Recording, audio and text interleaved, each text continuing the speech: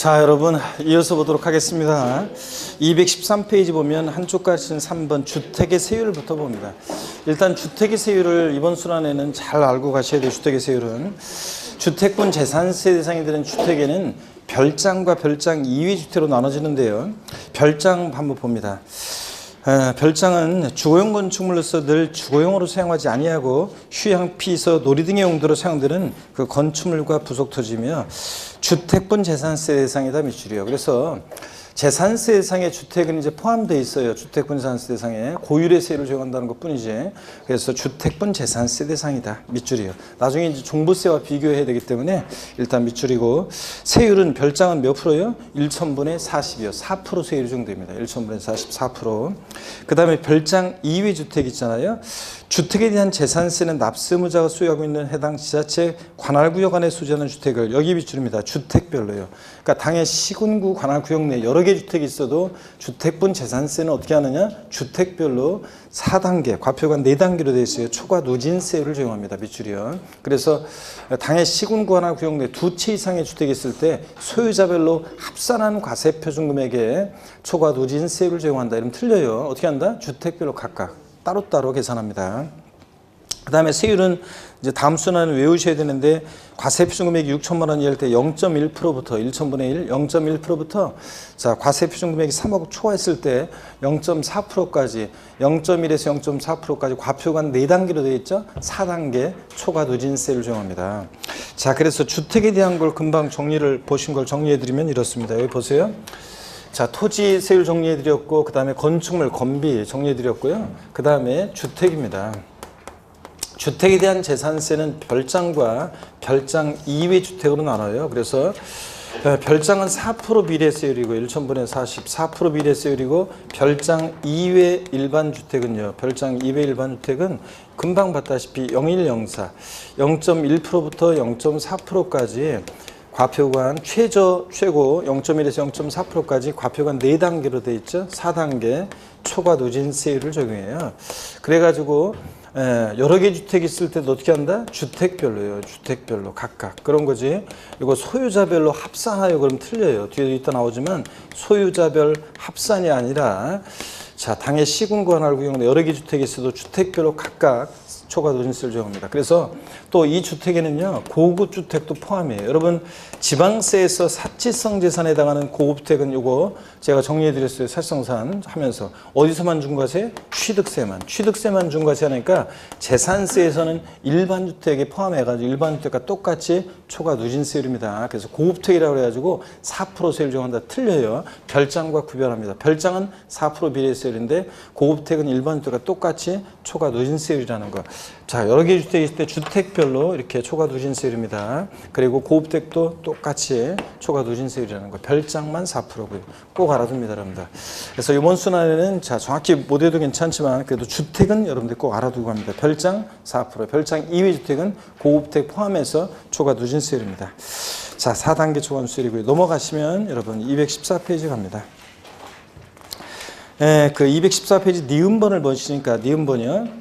주택을 2명 이상이 자, 공동으로 소유하거나 토지 건물의 소유자가 다를 경우에 해당 주택에 대한 세율을 적용할 때 해당 주택의 토지 건물의 가액을, 여기가 포인트입니다. 해당 주택의 토지 건물의 가액을 합산한 과세표준액에 초과 누진세를 적용한답니다. 그래서 쫙 니은번 밑줄인데 포인트는 건물과 토지 합산한 과세표준액, 여기가 포인트고요. 그럼 여러분 보세요. 어떤 얘기냐면 이게 주택이 있어요. 자, 주택이 있는데 주택의 건물과 토지 소유자가 달라요. 주택의 건물과 토지 소유자가 다릅니다. 그러면 주택의 건물과 토지 소유자가 다를 때 주택의 소유자는 갑이고 토지 소유자는 을이에요. 그러면 주택분 재산세 어떻게 계산하느냐? 또는 주택을 2인 이상이 공동으로 소유하고 있어요. 그러더라도 항상 주택은 건물과 토지요. 어떻게 하냐면 합산한 하나로, 항상 주택은 하나로라고 그랬잖아요. 건물과 토지를 합산한 과세 표준 금액에 여기에 주택 세율을 적용합니다. 주택의 세율을 적용해서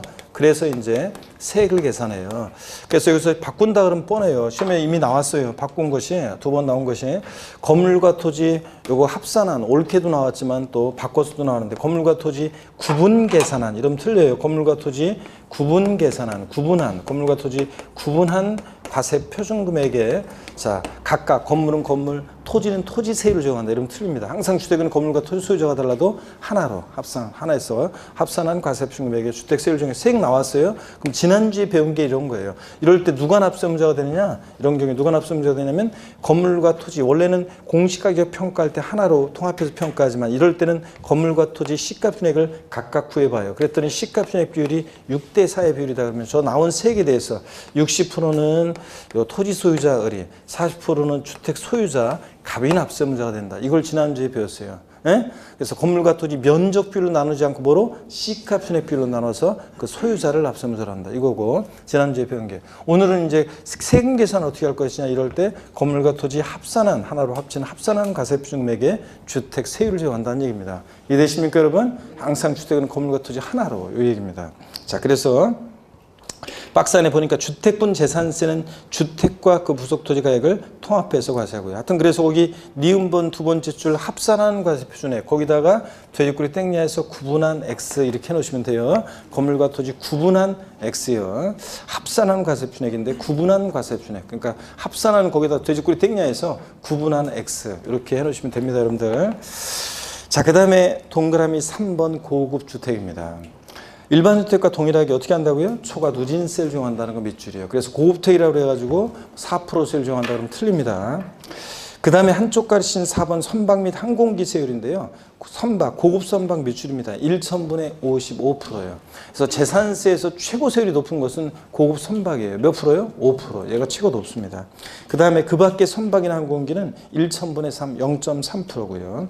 자, 그러면 여러분요. 재산세에서 여러분 요거 알고 있는지 시험에서 여러 번 물어봤는데 한번 보세요. 이거 응용해서 이제 알고 있는지 별거 아닌데 한번 보세요. 별장, 고급 오락장, 그 다음에 골프장. 고급 오락장용 건축물이든 토지든 골프장 내 건축물이든 토지든 별장, 고급 오락장, 골프장 몇 프로입니까? 4%. 1,000분의 44%고 그 다음에 고급 주택은 자 4% 세율 정한다면 틀려요. 그 슬쩍 별장하고 끼워가지고 속입니다. 고급주택은 일반 주택과 똑같이 초과 누진세율이고 0104 초과 누진세율이고 그 다음에 고급 선박이 재산세에서 최고 높아요. 몇 프로라고요? 5%예요. 5%. 자, 이렇게 해서 여러분 요거 알고 있는지 시험에서 여러 번 물어봤습니다. 자, 어려울 거 하나도 없어요. 재산세에서 별장, 고급락장, 골프장은 몇 프로? 4%. 고급주택은 초과 누진세율이고 자, 고급 선박은 몇 프로다? 5%입니다, 여러분. 요거 꼭 이거는 알고 가셔야 됩니다. 앞으로도 계속 적어드려요. 자, 그러면 계속 이어서 보시면요. 시험에서는 어떻게 나오느냐. 취득세가 중과세되는 별장 및 고급주택의 재산세 표준세율은 1,000분의 40이 적용된다. O, X예요. X입니다. 고급주택 때문에 틀렸죠? 고급주택은 초과 누진세율입니다. 예. 자, 그 다음에 양가로 3번 중과세율은 다음 순환에 배울 거고요. 214페이지 맨 하단에 양가로 4번 재산세 도시지역분이라고 나오는데 도시지역분이 뭔지 요거 이제 살짝 어떤 건지 용어 설명을 좀 드려보려고 합니다. 자, 여기 보시면요. 재산세, 여기 지울게요. 재산세 우리 도시지역분이라는 게 뭐냐 한번 보세요. 여러분들 도시지역분이 뭐냐 그러면 이런 거예요. 2010년도까지 있잖아요. 재산세가 있었어요. 지금 있는. 그 다음에 2010년도까지는 도시계획세라는 세금이 있었어요. 도시계획사업을 위해서 부과했던 도시계획세. 근데요, 비슷비슷한 세금들을 통폐합시켰는데, 자, 재산세하고 도시계획세하고 2011년도부터 재산세로 통합을 시켰어요. 그래가지고 종전에 도시계획세가 온 것이, 요게 이제 도시지역분입니다. 도시지역분. 요게 도시지역분입니다. 그래서 재산세 도시지역분, 여기 이제 도시계획세가 온 건데 예전에 도시계획세는 어떤 세금이었냐면 도시계획 사업을 위해서 도시지역 내, 그러니까 도시지역 사업을 위해서 걷는데 도시지역 바깥에서 걷으면 안 되잖아요. 그러니까 도시지역 내에 있는 토지나 건축물, 주택을 대상으로 해서 부과했던 세금입니다. 선박 항공기는 아니고요. 그래서 도시지역 내 토지, 건축물, 주택을 보유하고 있다 그러면 도시계획세 부과되는데 이게 도시지역분으로 들어왔어요. 그래서 여러분들이 지금 납부하시는 재산세는 있잖아요. 여기 광명은 도시지역이잖아요. 여러분이 이제 금방 배운 대로 재산세 과세표준에다가 곱하기 세율에서 재산세 산출세액을 구해요. 그럼 구해진 이 산출세액에다가 자, 재산세 토지건축물 주택에 대한 요 과세표준에다가 토지건축물 주택에 대한 요 과세표준에다가 자, 도시지역분 세율은 지금 0.14%거든요. 도시지역분 옛날 도시계획세 세율 0.14% 도시지역분 세율 적용해서 계산한 이 도시지역분 세액이요. 요거를 합해요. 그래서 여러분이 납부하시는 지금 재산세는 재산세 산출세액과 도시지역분 세액을 합한 금액을 여러분들이 지금 재산세액으로 납부하고 있는 거예요. 그래서 여러분들이 내시는 여러분들 지금 만약에 광명시에 도시지역에 주택 갖고 있잖아요. 그러면 여러분이 납부하시는 재산세는 뭐가 포함되어 있다고요? 도시지역분세액을 포함한 금액을 재산세로 납부하고 있습니다. 이 정도 여러분이 오늘은 알고 가시고요. 무슨 말인지 이해하고 214페이지 보겠습니다. 양가로 4번 재산세 도시지역분이요. 지자체상은 국토의 계획 및 이용에 관한 법률 규정에 따른 여기 밑줄입니다. 도시지역 중 그러니까 도시지역 바깥에서 쓰면 안 돼요. 국내 아니고 도시지역 중 해당 지방의 의결 고처 고시한 지역 안에 있는 토지 건축물 주택에 대하여는 밑줄이고 선방 공기는 아닙니다.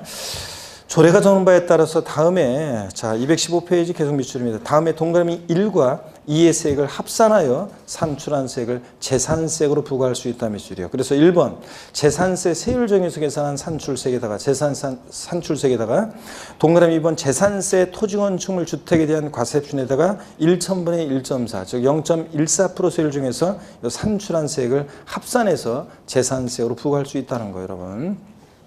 동그라미 3번 보시면요.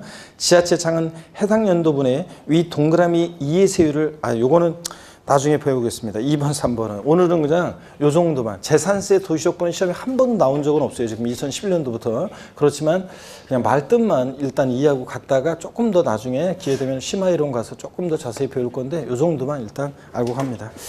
자, 그 다음에 쭉 내려와서 여러분요. 양가로 5번 세율 적용입니다. 동그라미 1번 보니까 토지에 대한 재산세는 다음에 정하는 바에 따라 세율을 적용한다. 그래서요. 종합합산 대상은 어떻게 세율을 적용하느냐. 아까 배웠었어요. 납세의무자가 소유하고 있는 해당 지자체 관할구역 안에 있는 종합합산 대상이 되는 토지가액을 여기가 포인트죠. 모두 합한 금액을 과세표준해서 종합합산 대상 토지세율을 적용한다. 그래서 자 종합은 정확히 어떻게 합니까? 합산해서요. 자 그래서 해당 지자체 관할구역 안에 있는 종합합산 대상이 되는 토지가액을 모두 합한 금액, 여기 포인트고요. 밑줄이고 별도 없이 똑같아요. 납세의무자 소유하고 있는 해당 지자체 관할구역 안에 있는 또 밑줄입니다. 해당 지자체 관할구역 안에 있는 별도 합산 대상이 되는 토지가액을 모두 합한 금액을 과세표준해서 종합합산 대상 토지세율을 정하고요. 자, 모두 합한 금액 포인트고 분리대상은요. 분리대상이 되는 해당 토지 가액을 과세표준해서 따로 분리해서 얘네들 분리대상 토지 세율 007 빵이 4. 네, 요 세율을 비례세율을 정합니다. 그 다음에 동그라미 2번입니다. 주택에 대한 재산세는 주택별로죠. 자, 그래서 주택별에다가 돼지꼬리 땡냐에서 역시 아까도 썼지만 소유자별 합산 X입니다. 소유자별 합산 X예요. 그래서 여러 개 주택이 있더라도 소유자별로 합산한 과세표준액이 아니라 어떻게 한다? 주택별로. 자, 주택별 소유자별 합산 X고 주택에 대한 세율을 정합니다.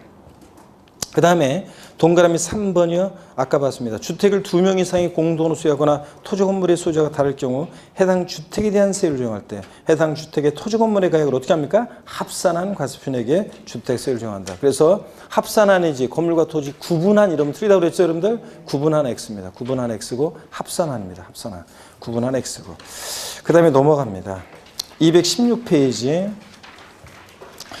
예제 문제를 보겠습니다. 216페이지 예제 문제를 보니까요.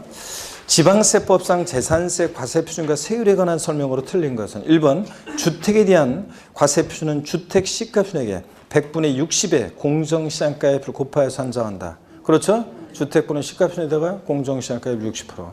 2번 주택이 아닌 건축물에 대한 과세표준은 건축물 시가표준에다가 공정시장가액 몇 프로요? 100분의 70의 공정시장가액을 곱하여 산정한다. 맞죠, 여러분들? 네. 그 다음에 3번 토지에 대한 과세표준은 사실상 취득가격이 증명되는 때는 장부가액으로 한다. 아닙니다. 토지 시가표준액에다가 뭘 곱해? 공정시장가액 비율 70% 곱해서 토지에 대한 과세표준 구했습니다. 장부가액 틀렸고 4번 같은 재산에 대해서 둘 이상 세율 당할 때는 그중 높은 세율을 적용하지 아니한다는 이게 어떤 거냐면 여러분요. 자, 고개를 한번 들어보세요. 우리가 취득세에서는 이런 거 있었어요. 같은 취득 물건이 둘 이상의 세율에 해당한다. 그중 어떤 거? 높은 세율 적용한다. 그랬잖아요. 같은 대상 물건이 두 개 이상의 세율에 해당해 표준세율도 적용되고 중과세율도 적용되고 이런 식으로. 그러면 높은 거. 근데 재산세도 이런 규정이 있었어요. 재산세도 자 같은 재산에 대해서 둘 이상 세율에 해당할 때는 그중 높은 세율 적용한다. 이런 게 있었습니다. 자 그런데 재작년에 이게 개정이 된 건데 그럼 여러분요. 자 이런 규정이 재산세에 있으면 우리한테 유리해요, 불리해요? 납세무자한테 불리해요, 유리해요?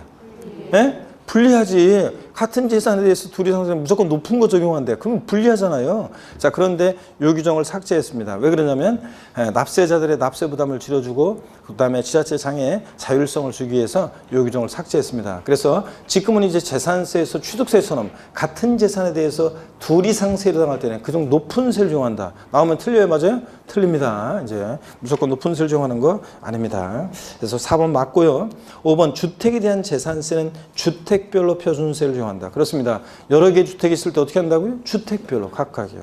자, 그래서 3번이 틀렸고 예제 문제 두 번째 것도 한번 볼까요? 지방세법상 재산세 과세 대상에 대한 표준세율 적용에 대한 설명으로 틀린 것은 1번 납세무자가 해당 지자체 관할구역원에 소지하고 있는 종합합산 대상이 되는 토지가액을 모두 합한 금액을 과세 표준으로 해서 종합합산 대상의 세율을 적용한다. 이게 이제 27회 기출문제인데 맞죠 여러분들? 자, 종합은 정확히 합산해서요. 2번 납세무자가 해당 지자체 관할구역 안에 있는 별도 합산 대상이 되는 토지가액을 모두 합한 금액을 과세표준해서 별도 합산 대상의 세율을 정한다. 별도는 별도끼리 소유자별 어떻게 합니까? 합산해서. 맞잖아요. 3번 분리 대상이 되는 해당 토지가액을 과세 표준화하여 분리 대상의 세율을 정한다. 그렇죠? 분리 대상은 따로 분리해서. 그 다음에 4번 납세무자가 해당 지자체 관할구역에 2개 이상의 주택을 소유하고 있는 경우에 그 주택의 가액을 모두 합한 금액을 과세 표준화하여 주택세율을 정한다.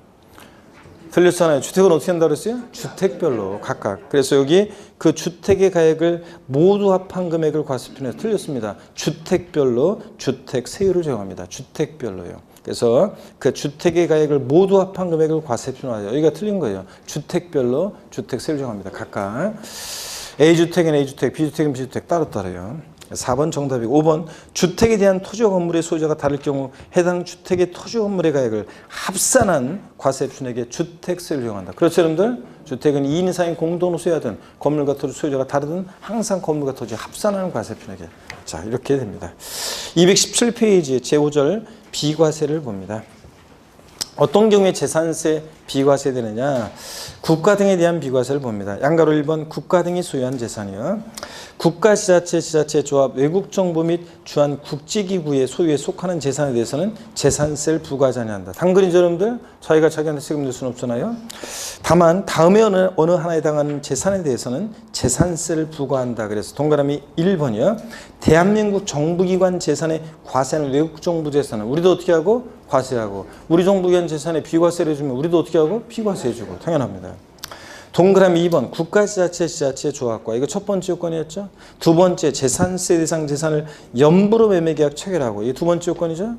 그냥 매매계약 아니고 연부 매매계약. 재산의 사용권을 무상으로 부여받은 경우에는 이거 비과세한다 그러면 틀려요. 공부상으로는 국가 등의 소유지만 실질적으로 권리 변동됐다고 봐서 누가 납세무자? 매수계약자. 사용권을 무상으로 받은 자가 납세무자가 된다고 그랬잖아요 아까. 그래서 시험에서는 국가 등의 소유의무로 비과세한다 이렇게 바꿔요. 아니고 과세합니다. 그 다음에 양가로 2번 국가 등이 사용하는 재산이요. 동그라미 1번이요. 국가, 지자체, 지자체, 조합이 1년 이상 공용 또는 공공용으로 사용하는 재산 1년 이상 사용할 것이 계약서 등에 의해서 입증되는 경우 포함해서요. N은 대해서는 재산세를 부과하지 아니한다. 그렇습니다. 다만 유료로 사용하는 경우는 재산세를 부과한다 그래가지고요. 다음의 경우는 재산세를 부과한다 그래서 다 체크입니다. 유료로 사용하는 경우 당연히 과세입니다. 국가가요, 지자체가요, 내 빌딩을 국가나 지자체의 어떤 공용에 1년 이상을요, 공짜로 사용합니다. 그러면서 때가 되면, 아유, 고맙긴 한데 재산세는 좀 내셔야죠? 이러면 되겠습니까? 비과세입니다. 근데 내 빌딩에 꼬박꼬박 임대료 내고 있어요. 당연히 어떻게 한다? 과세가 됩니다. 당연히. 유료로 사용하면 당연히 과세고.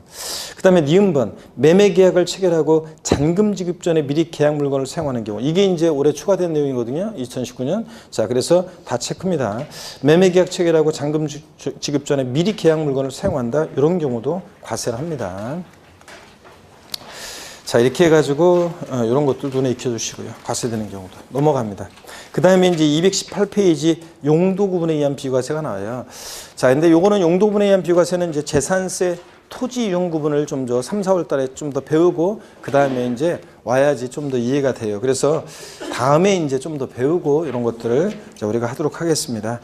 그리고 이제 여러분 지적법에서 이제 토지 지목도 좀 더 배우고요. 그러면 제가 이제 여기에 요거 용도분에 비과세 하겠습니다. 다음 순환에 이제 보면 지적법에서 28개 토지 지목이 있는데 우리 그 중에서 재산세가 비과세되는 6개 지목이 있습니다. 그래서 다음 순환에 도로 와천 제방 국어 유지 묘지 이렇게 해가지고 다음 순환에 합니다. 이제 비과세 6개 지목 그리고 등등 해가지고 다음 순환에 정교하게 용도분에 의한 비과세 재산세 중요한데요. 다음 순환에 정교하게 보도록 하겠습니다.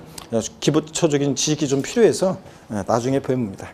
219페이지 보시면 제6절 납세 절차입니다. 여러분 재산세 납세 절차는 작년에 나왔어요. 그렇지만 항상 또 나올 수 있는 거예요. 항상 납세 절차는 재산세는 항상 뭐 올해든 올해 나왔다 그래서 뭐 저 작년에 나왔다 그러면 올해 또 나올 수 있고 항상 독립한 문제든 종합 문제든 항상 중요합니다. 징수 방법 봅니다. 과세 기준이요. 재산세 과세 기준일은 매년 언제로 한다? 6월 1일로 합니다. 6월 1일로 하고요. 항상 재산세는 뭘 판단할 때 6월 1일 기준으로 판단해요. 과세 기준을. 그래서 거기 박스 보세요. 재산세는 과세 기준을 기준으로 과세 대상, 납세무자, 과세 표준 세율, 물납부동산의 평가 항상 이런 것들을 언제 기준으로 판단한다? 과세 기준일이에요. 자, 그래서 여러분 저를 보세요. 시험에 예전에 이런 게 나왔었는데 재산세 아직 안 배운 거지만 물납하는 부동산의 평가는 재산세 물납하는 부동산의 평가는 매년 12월 31일 현재 시가로 한다. OX요. 틀린 거예요. 무조건 이런 거 하면. 자, 재산세 물납하는 부동산의 평가는 매년 12월 30일 현재 시가로 한다.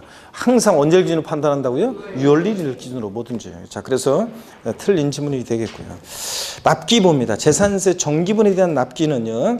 재산세 과세 대상의 종류에 따라 달라지는데 납기가 정기분에 대한 재산세 납기 넘기면 220페이지요. 이 편은 여러분들이 납기 편은 재산세 상식처럼 별표시 해놓고 그냥 상식이에요. 이거는 제가 항상 얘기해요. 재산세 납기도 모른다? 그냥 그런 분들은 시험장 가지 말라고 그래요. 자, 그래서 자, 왜냐면 이런 것도 못 외우고서 시험장 갈 자격이 없는 분이다 내가 항상 얘기하는데 그래서 상식처럼 알고 있어야 됩니다. 작년에 시험에 나왔지만 별표시하고 토지분 재산세 납기는 9월 16일부터 9월 30일까지로 합니다. 그 다음에 건축물 7월 하고 그 아래 보니까 선박항공기요. 건축물 선박항공기는 매년 7월 16일부터 7월 31일까지 납기로 하고요. 주택뿐만이요. 서민들 관계돼 있어가지고 자 어디 땅 가지고 있고 상가 갖고 있고 이런 사람들은 선박항공기 이런 사람들은 부자들이잖아요. 그러니까 한 번에 징수하는데 근데 주택은 서민들 관계돼 있기 때문에 두 번 나눠 징수해요. 그래서 해당 연도에 부가 징수할 세액의 2분의 1은 매년 7월 16일부터 30일까지 나머지 절반은 9월 16일부터 9월 30일까지 이렇게 두 번 나눠서 징수합니다. 그런데도 불구하고 일반인들 있잖아요. 일반 국민들이 있잖아요. 많은 일반 국민들이 매년 9월 달 되면 아직까지도 이거 시행된 지가 꽤 됐는데도 많은 국민들이 아직까지도 9월 달만 되면 있죠. 대개는 이제 재산을 처음 가져본 분들이 그럴 수도 있어요. 어떻게간에 주택 이제 처음 딱 샀는데 청혼의 꿈을 안고 집을 샀는데 7월 달에 분명히 재산세를 냈는데 또 9월 달에 또 날라와. 이런 해가지고 항의 전화 뭐 시군구청에 막 항의 전화한답니다. 아니 재산세 냈는데 왜 고시를 또 보냈느냐. 그래서 그게 아니라 선생님이 내셔야 할 재산세를 부담을 좀 줄여주기 위해서 두 번 나눠서 받고 있습니다. 이러면은 아이 귀찮게 왜 한 번에 받지 왜 두 번 내라고 이렇게 귀찮게 하느냐고 또 항의 막 하고 막 그런답니다. 근데 공인중개사 공부하는 수험생들은 여러분들은 공부를 하니까 안 그럴 것 같죠? 꼭 해마다 가을 되면 한두 묵씩 절 찾아온다고 그랬잖아요. 아 진짜예요. 이렇게 내가 오지 말라고 얘기를 하는데도 줄긴 줄었지만 그래도 꼭 찾아와요. 아 진짜래요. 꼭 찾아오신 분도 있어요. 그래가지고 교수실 놓고 하는 분들이 꼭 있어요. 해마다. 예 그러면요. 뭐 좀 물어보려고 하는데 예. 음료수 좀 드세요. 아 예, 고마워요. 그 저기요 제가 저 재산세요 분명히 저 여름에 냈는데요. 또 이렇게 교수님 고지서가 나 또 왔어요. 이럴 때는 어떻게 하나요? 물은 분들이 진짜로 꼭 있습니다. 욕만 바가지로 얻어먹고 갑니다. 여러분들 내가 분명히 얘기해서 오지 말라고. 아 그냥 꼭 오는 분들이 있어가지고 이렇게까지 얘기하는데도 자 그래서 주택분만 두 번 나눠내요. 근데 다만 거기 또 보세요. 다만 해당 연도의 부가세액이 작년 시험에 나왔지만 또 밑줄입니다. 해당 연도의 부가세액이 20만 원 이하인 경우, 자 10만 원이었다 20만 원으로 작년에 바뀌었는데 20만 원 이하인 경우는 조례로 정한 바에 따라 납기를 7월 16일부터 31일까지 해서 한꺼번에 부가징수 해야 한다야 할 수 있다야? 할 수 있답니다. 작년 시험에 어떻게 나왔냐? 주택분 재산세 부가징수할세액이 20만 원 이하인 경우에는 9월 30일을 납기로 하여 9월 30일을 납기로 하여 한꺼번에 부가징수한다 그랬습니다. 일단 납기를 언제로 해요? 납부기한을 7월 16일부터 7월 31일을 납부기한으로 하여 한꺼번에 부가징수한다도 틀렸죠? 할 수 있답니다. 그래서 숫자도 틀렸고 그 다음에 한다도 틀렸습니다. 작년 시험에 29회 그래서 20만 원 이하일 때 얼마 안 되니까 7월 달에 7월 16일부터 30일까지 한꺼번에 부가징수 할 수 있습니다. 여러분. 그 얘기고. 그 다음에 계속 이어서 봅니다. 동그라미 2번이요. 수시분 봅니다. 납기 하여튼 상처럼 알고 써야 됩니다. 한 가지만 물어볼게요. 시험에 또 한 2번 나왔던 건데 최근에. 잘 들어봅니다. 토지분 재산세 부가징수할세액이 17만 원인 경우 조례가 정한 바에 따라 납기를 7월 16일부터 31일까지로 하여 한꺼번에 부가징수 할 수 있다. 오, X예요. X인데 왜 틀렸어요? 그렇지. 제가 뭐라고 했냐면 토지분이라고 그랬잖아요. 토지분 재산세는 부가징수할세액이 20만 원 이하더라도 부자들이니까 무조건 언제? 9월 16일부터 9월 30일까지 납기로 합니다. 헷갈리면 안 되고요. 토지하고 건축물 주택을. 동그라미 2번 수시분을 봅니다. 지방자치단체의 장은 과세 대상의 누락위법 차고 등으로 인해서 임의 부가세액을 변경하거나 수시부가 사유 발생하면 수시부가 징수할 수 있습니다. 여러분들. 자, 그 다음에 양가로 3번 납세지 봅니다. 재산세는 다음에 납세지를 관할한 지자체에서 부과한다. 지방세는 납세지가 어디라고 그랬어요? 주소지에 물건 소재지요. 물건 소재지. 지방세는 그 지자체로 돈이 가야 되니까 물건 소재지입니다. 토지 소재지입니다. 여러 곳에 토지가 있어도 각각의 토지 소재지를 납세지로 합니다. 주소지가 아닙니다. 건축물 소재지, 주택은 주택 소재지입니다. 주소지 아니라는 거. 선박항 공기는 참고고요. 양가로 4번 징수방법입니다. 재산세는 보통 징수방법으로 징수하죠. 기억번. 재산세는 관할 지자체 장의세액을 산정하여 보통 징수방법으로 부가징수합니다. 고지서를 통해서.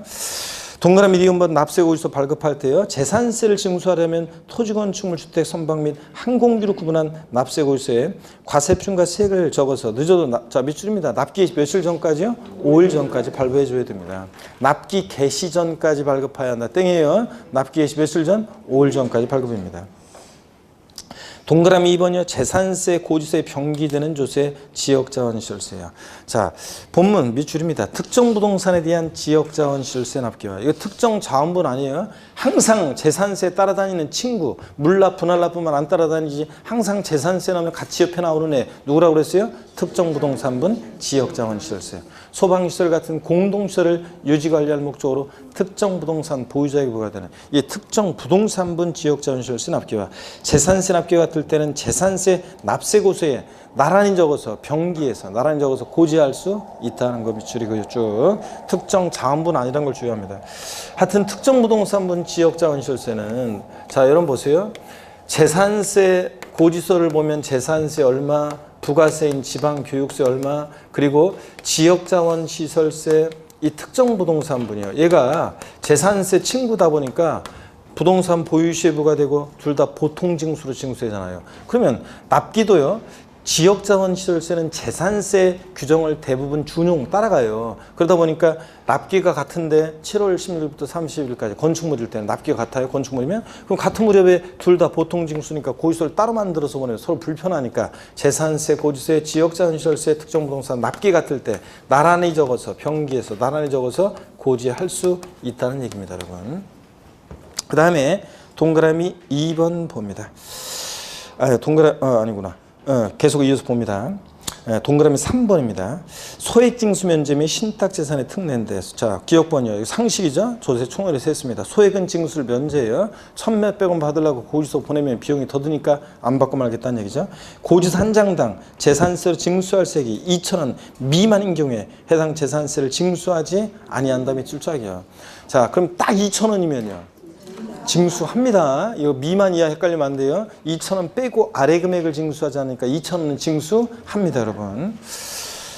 자, 그 다음에 221페이지 니은번 신탁재산의 특례를 보겠습니다. 신탁법에 따라 수탁자 명의로 등기된 신탁재산에 대한 재산세가 찬압된 경우에 지방세 징수법 규정에도 불구하고 재산세가 찬압된 해당 재산에 대해서만 압류할 수 있습니다. 쫙 미줄입니다. 다.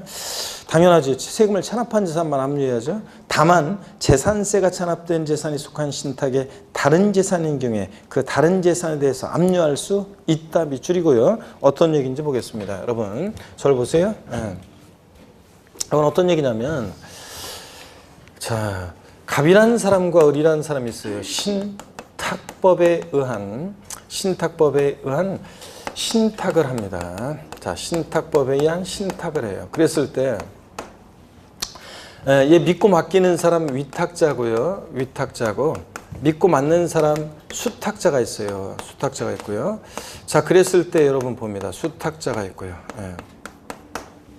갑이라는 사람이 A 토지하고 A 다시 토지를 신탁했어요. 을은 B 토지를 신탁했어요. 위탁자별로 구분되는 이 신탁재산에 대해서. 자, 예를 들어서요. 요 A 토지가 만약에 세금을 찬압한 토지예요. 얘가 세금을 찬압한 토지다. 그러면 세금을 찬압한 토지만, 원래 세금을 찬압한 토지만 압류할 수 있습니다. 그렇죠, 여러분들?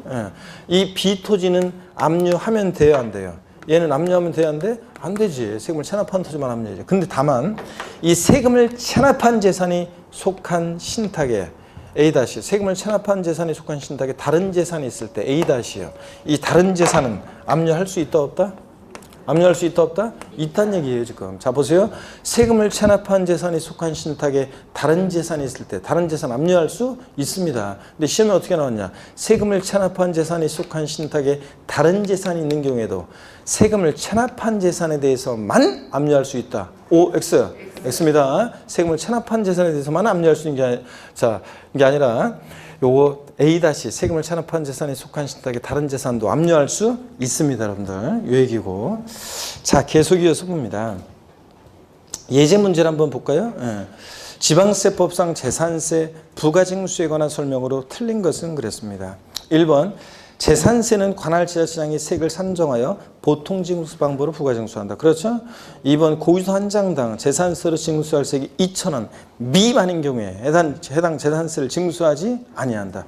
2,000원인 경우 이렇게 되어 있는 거하고 미만인 경우 이거하고 구별해서 잘 보셔야 되고.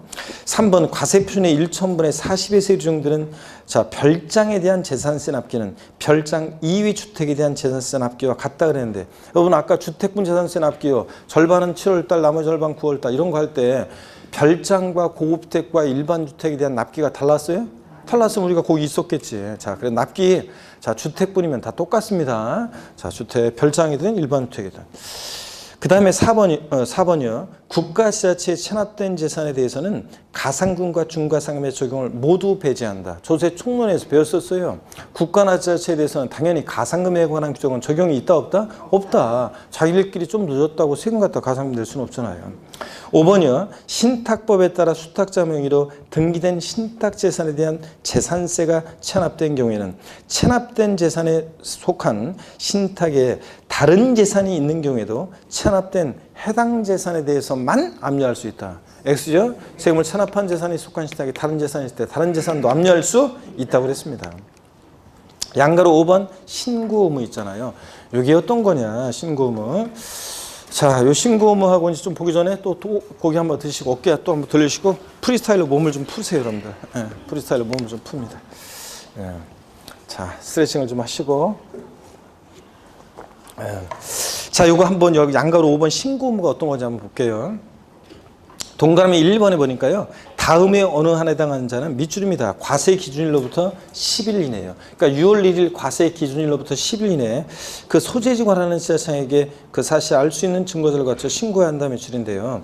자, 포인트는 과세 기준일로부터 10일 이내 신고해주게 돼 있는데 6월 10일까지 어떤 자들이 신고해주게 돼 있느냐? 기억번부터 리을번까지는 달달 외울 건 아니고 자 이해하면서 봅니다. 기억번 재산의 소유권 변동 또는 과세 대상 재산의 변동 사유가 발생했으나 과세 기준일까지 그 등기가 되지 아니한 재산의 공부상 소유자예요. 이게 어떤 거냐 여러분? 자 한번 보겠습니다. 이건 어떤 거냐면 이런 얘기예요.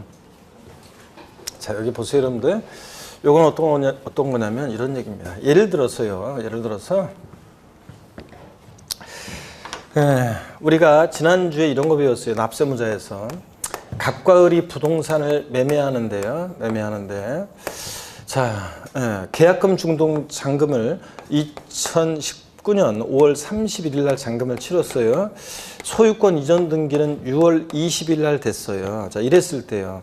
만약에 등기가 5월 31일 날 등기까지 다 됐다. 잔금 치르고 등기까지 다 됐다. 자, 그러면은 뭐 6월 1일 날 봤을 때 완벽하게 누구 거예요? 매수인 거니까 매수인 납세무자 되는 거고 그럼 논란의 여지가 없는데 문제는 잔금은 5월 31일 날 치렀는데 등기는 6월 20일 날 됐어요.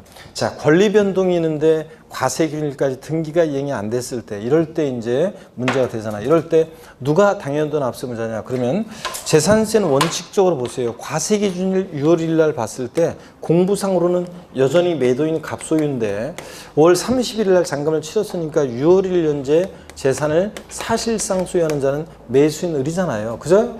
자, 그랬을 때 재산세 납세무자는 원칙적으로 과세 기준일 6월 1일 현재 재산을 사실상 소유하는 자예요. 그렇죠, 여러분들?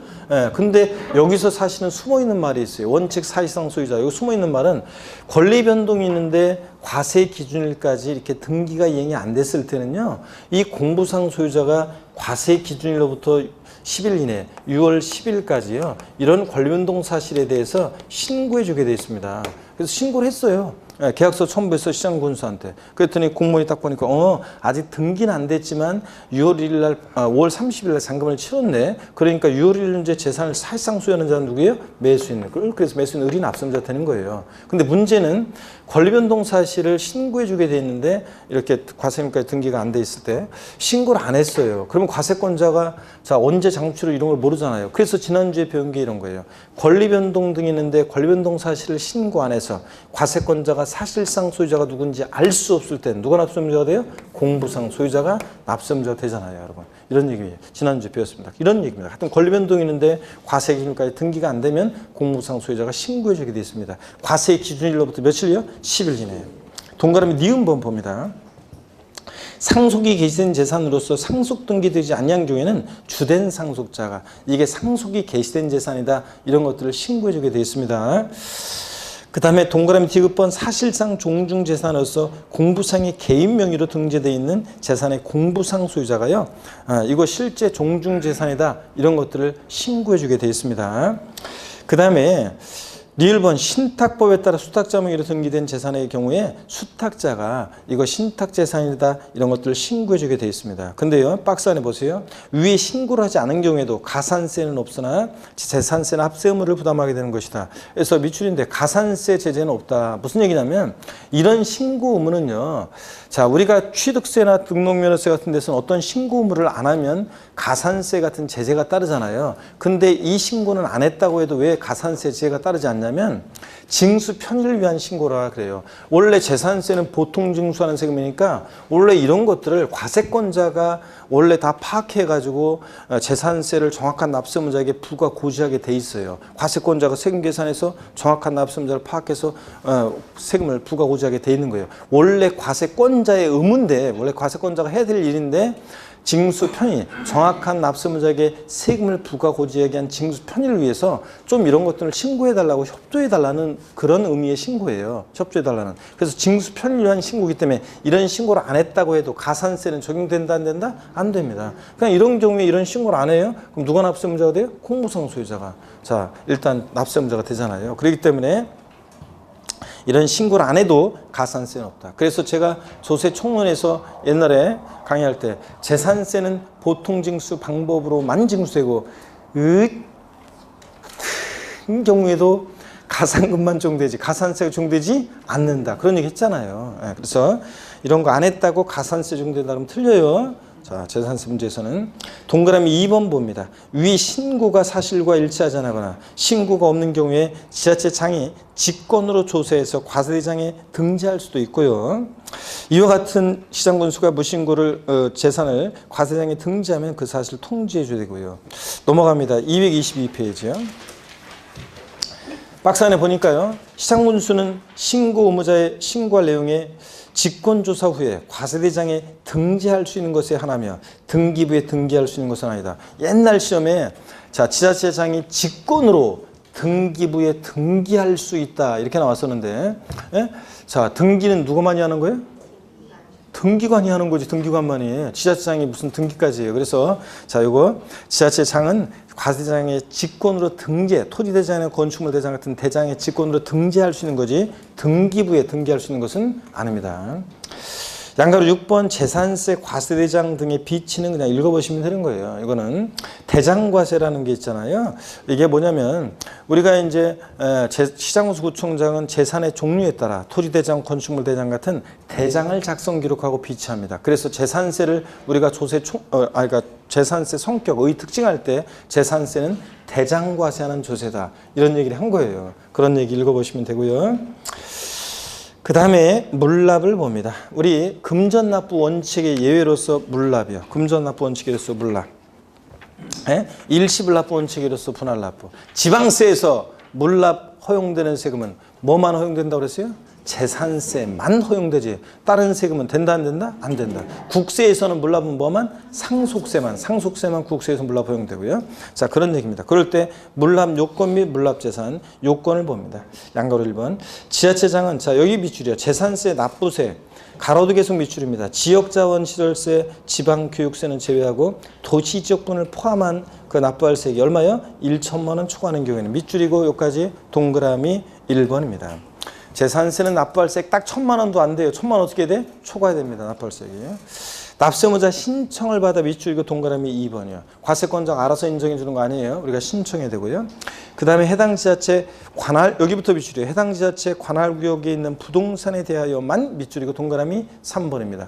재산세는 부동산으로 물납할 수 있는데 어떤 부동산? 해당 지자체 관할구역 내 부동산이어야지. 너미 시군구에 있는 걸 안 돼요. 그래서 만약에 재산세를 만약에 서울특별시 강남구에 재산세를 낼 게 있으면 강남구 관할구역 내 부동산으로만 물납할 수 있는 거지. 예?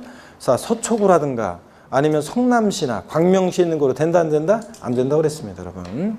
그 다음에 허가 물납을 자, 법령의 정보에 따라 물납을 허가할 수 있다 밑줄이고 동그라미 4번입니다. 물납은 신청했다고 무조건 다 받아주는 게 아니에요. 허가받아 할 수 있습니다. 그래서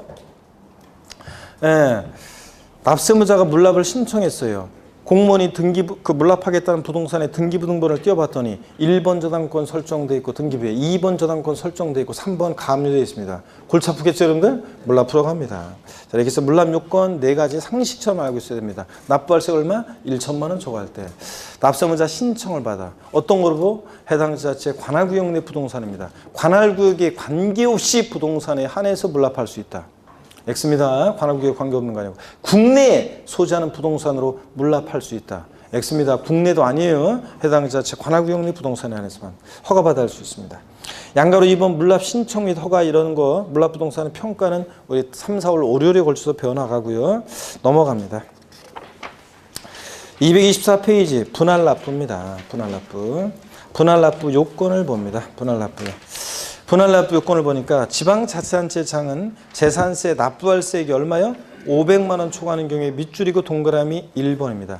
재산세요. 분할납부 500만 원 초과하고 아까 물납은 얼마? 1천만 원 초과할 때. 분할납부는 얼마? 500만 원 초과. 제가 항상 하는 얘기지만 재산세 요번에 그 시가 반영률이 높아져가지고 공시가격 많이 높아지고 그랬는데 지난번에 표준주택 가격도 상승했고 특히 단독주택 같은 거 다가구주택들 많이 상승했고 그 다음에 이제 또 어젠가 표준지 공시지가가 고시됐는데 전국적으로 표준지 땅값이요 상정고시됐고 그것에 의해서 이제 개별 공시가도 나중에 이제 산정고시가 됩니다. 그런데 보니까 뭐 그런 거 산정되고 자 그래서 올라가는데 이제 그랬다고 그래서 그래도 제가 보기에는 그래봤자 우리 일반 서민들한테는 그림의 떡입니다. 그잖아요. 우리 집은 아이고 지난 순환에도 기초인문과정도 물어봤는데 없었던 것 같기도 하고 그런데 자 다시 한번 물어봅니다. 새로 보신 분들도 계시니까 자 우리 집은 재산세를 500만 원 넘게 내고 있다. 자 그런 분은 다시 저한테 윙크 보내줍니다. 윙크.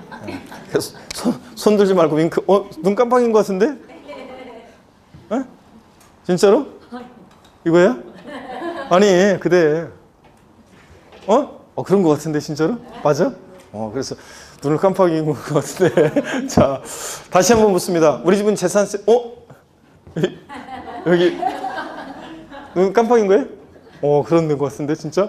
이따가 다시 얘기해주고 눈을 깜빡이는 분들이 지금 아니 눈이 지금 저처럼 좀 눈이 뻑뻑해서 깜빡이는 거예요? 아니면 진짜로 윙크하는 거예요? 아니 그러니까 두 눈 다 감지 말고 한쪽 눈만 이렇게 살짝 윙크 한쪽 눈으로 윙크 자 그래서 제가 이렇게 해서 안키두스를 하고 있는데 올해는 건물주분들이 안 계시는 것 같아. 그래서 어떤 해는 진짜로 그 윙크하는 분들이 있어요. 그때는 윙크 안 했지만 쉬는 시간에 와서 저한테 교수님 제가 아니 어떤 수강생 한 명은 노원이었나 거기서 한 수강생이 작년이었는지가 진짜로요. 그러니까 쉬는 시간에 오던 교수님 그래서 내가 왜 그러냐고 했더니 아까 그거요.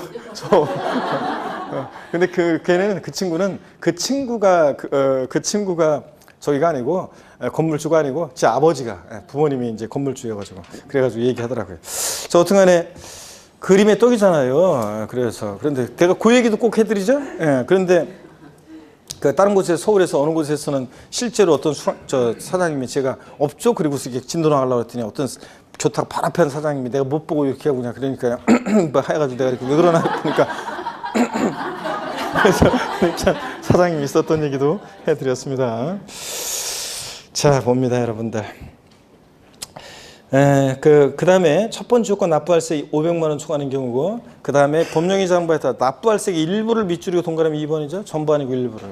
자 그 다음에 납부기한이 지난 날로부터 2개월 이내에 자 밑줄이고 동그라미 3번입니다. 분할 납부기 할 수 있다. 납부기한 지나서 몇 개월이요? 2개월이에요. 45일이었다가 2개월로 바뀌었어요. 이게 작년에. 45일로 하면 7월 31일을 납부기한으로 할 때 45일이면 9월 중순이 돼요. 분할 납부기한이. 그러면 일반 국민들은 대개 세금 납부는 월말까지로 이렇게 한다는 그런 것들이 통념이 이렇게 되어 있는데 중순으로 하니까 헷갈리잖아요. 그래가지고 헷갈리지 말고 월말까지로 이렇게 하는 것으로 해서 바꿨습니다. 납부기한 지는 몇 개월? 2개월이에요. 상식처럼 알아둡니다. 요건들. 그 다음에 얼마를 어떻게 분할 납부할 수 있냐는 이제 다음 순환부터 우리가 배워나가겠습니다. 재산세 세부담 상한을 봅니다. 4번 내려와서. 보유세 부담의 급격한 증가를 막기 위한 거예요. 그래서 여러분 보세요.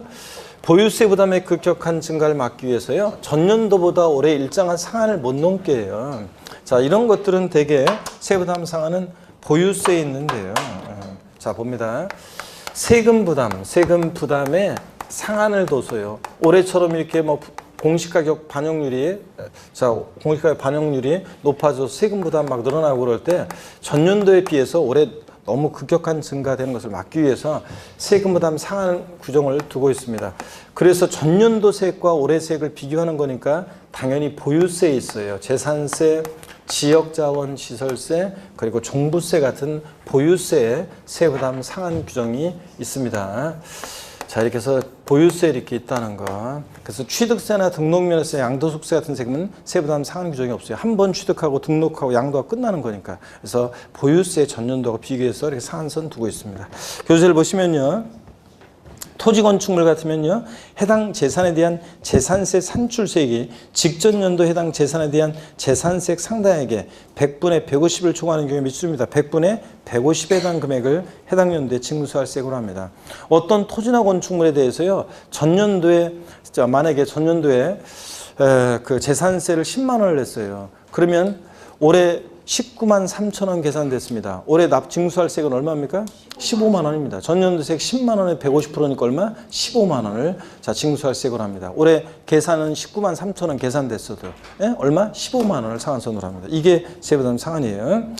토지 건축물은 부자들이다 보니까 공시가격 관계없이 무조건 150%를 상한선으로 해요. 근데 주택은요, 서민들과 관계돼 있잖아요. 그래서 엄격하게 나눠져 있습니다. 기억번, 주택 공시가격 또는 특별자치시장, 특별자치도지사 등등 이렇게 지자체장이 산정한 가액이, 자, 3억 원 이하예요. 주택 공시가격 등이 3억 원 이하일 때 몇 프로요? 100분의 105요. 105%를 상한선으로 합니다. 100분의 105. 3억 원 이하 100분의 105 밑줄이고.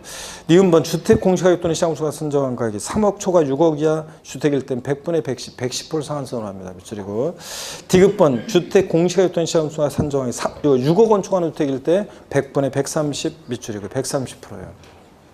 그래서 225페이지 재산세 세부담상한선 별표시인데, 물론 작년에 재산세 문제에서 정답 지문으로 이게 나왔어요. 그래서 또 올해 뭐 정답 지문으로 나오지는 않겠지만 별표시 해놓고 알아둡니다.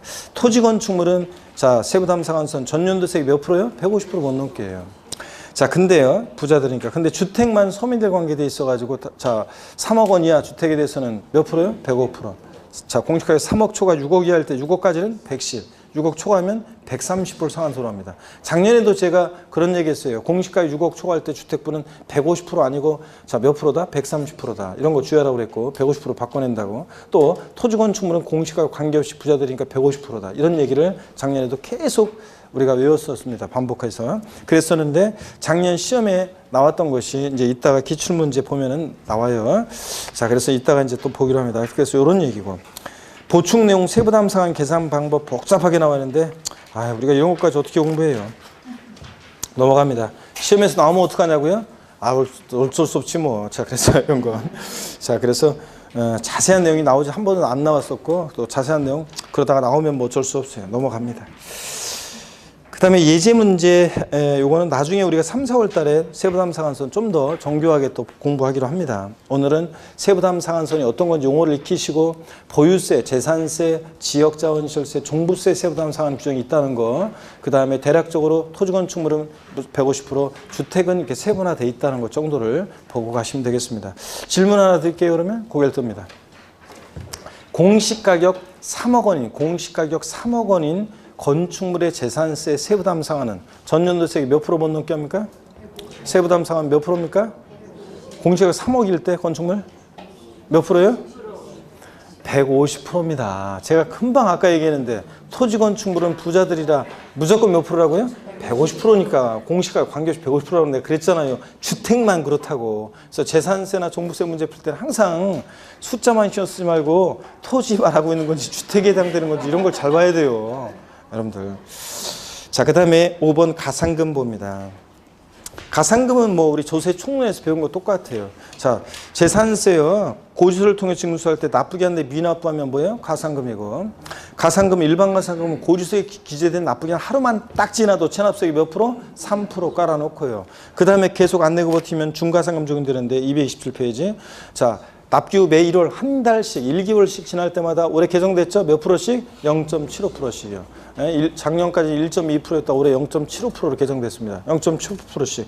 자, 중가상금 적용되는데 끝까지 버티면 몇 개월? 60개월. 5년까지 60개월. 그래서 0.75% 곱하기 60이니까 요거 최대 45%까지 중가상금. 일반 가상금 3% 값이니까 가상금은 체납세액의 최대 몇 프로? 48%까지 48%까지 적용될 수 있다 그랬습니다. 이런 것들.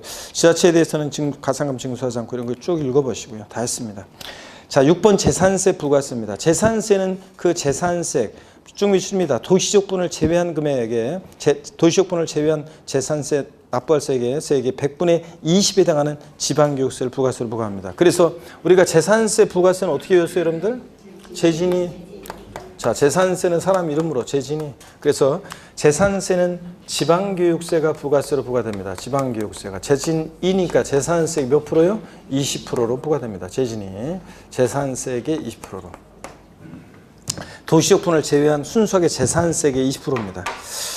박스 안에 보니까요. 재산세는 납부세액 20%로 지방교육세 부과되지만 감면받은 세금이 있다고 해도 감면세액의 부가세 목은 있다 그랬어요? 없다 그랬어요? 없다고 그랬습니다. 취득세나 등록면허세나 양도소득세는 감면받은 세액이 있으면 농특세가 감면세액 20% 부과돼요. 근데 재산세나 종부세는 감면세액이 있어도 감면세액의 부가세 목은 있다 없다? 없고 그냥 재진이 납부할 세액 20% 지방교육세만 부과됩니다. 예제 문제 풀고 쉽게요. 지방세법상 재산세에 관한 설명으로 옳은 것은 기출문제인데요. 과세기준일은 매년 언제입니까? 6월 1일입니다. 7월 1일 아니고. 2번 주택의 정기분 납부세액이 50만 원인 경우 세액의 2분의 1은 7월 16일, 30일. 나머지는 자 10월 16일, 10월 30일까지예요? 아닙니다. 주택분 나머지 절반은 9월 16일부터 9월 30일까지고. 3번 토지 정기분 납부세액이 19만 원인 경우 조례에 따라서 7월 16일부터 30일까지로 해서 한꺼번에 부가징수할 수 있다. 아닙니다. 토지분은 20만 원 이하더라도 언제요? 9월 16일부터 9월 30일까지입니다. 9월 16일, 9월 30일. 주택하고 헷갈리면 안 돼요. 4번 과세기준 연재 공부상의 소유자가 매매 등의 사유로 소유권이 변동되는데도 신고하지 않아서 사실상 소유자를 알 수 없는 경우에는 공부상 소유자가 아닌 사용자에게 재산세 납부 의무가 있다. 그래요? 아닙니다. 이런 경우에 누가 납부의무자? 공부상 소유자입니다. 힌트까지 줬네요. 공부상 소유자고. 사용자가 되는 건 딱 하나예요. 소유권의 귀속이 불분명해서 사실상 소유자 알 수 없대. 소유권 귀속 불분명할 때가 누구다? 사용자고. 그래서 틀렸습니다. 공부상 소유자고. 여기는 5번 지자체 장은 재산세 납부세액이 얼마요? 500만 원 초과할 때 납부할 세액의 일부를 납부기한 지나서 몇 개월이요? 2개월 내 분할 납부. 맞죠 여러분들? 5번 정답입니다. 자, 그 다음에 나머지 문제 여러분이 좀 보시고요. 여러분이 좀 보시고 그 다음에 단원 리뷰 자 마무리 스텝 1, 2, 3 여러분이 보시고요. 저 하나만 수정해 드리고 넘어가야 되겠다. 자 231페이지 봅니다. 231페이지 자 그 핵심 요약에서요. 231페이지 납세의무자에서 그 예외에서 직접 사용하는 자, 맨 마지막에서 직접 사용하는 자 기억번 지워야죠. 기억 직접 사용하는 자 지우고 니은번 번호도 지우고 수입자, 수입하는 자만 남겨놓고 수입하는 자. 그리고 기억번 번호 지우고 외국인 소유의 항공기 및 선박을 임차에 수입하는 경우 이것만 남겨놓고 니은번은 또 쭉 지워야죠. 니은번 국내 대회시설 이용자에게 대하기 위해서 임차 수입하는 이거 지우고요. 자, 그래서 어떻게만 남겨놓냐면 수입하는 자, 외국인 소유의 항공기 및 선박을 임차 수입하는 경우 수입하는 자고 임차하는 자 아니라는 거 이렇게 해놓습니다. 됐습니다. 넘어가시고요. 이렇게 해서 우리가 다 봤고 지방세 이렇게 다 봤습니다. 이제 아니구나 242페이지로 갑니다. 242페이지 기타 지방세가 나오는데 242페이지 기타 지방세 나오는데 기타 지방세는 뭐 시험에 출제 가능성이 낮아요. 자, 그래서 출제 가능성이 낮고 독립한 문제로는 근데 이제 나중에 이제 살짝 주요 내용을 살짝 배우긴 배우는데요. 246페이지 보면 그 표에서요. 시험에는 안 나오지만 표에서 과세표준과 세율에서 표에서 상단의 표에서 원자력 발전량 1kW 시당 0.5원이 아니라 1원입니다. 1원 이게. 시험은 안 나와요. 외울 필요 없어요. 0.5원이 아니라 원자력 발전량 1kW 시당 얼마요? 1원. 0.5원이 아니라 1원입니다. 그리고 뭐 여러분 정보표 보면 다 돼 있어요. 더 나머지 부분은 이제 수정하는 거는.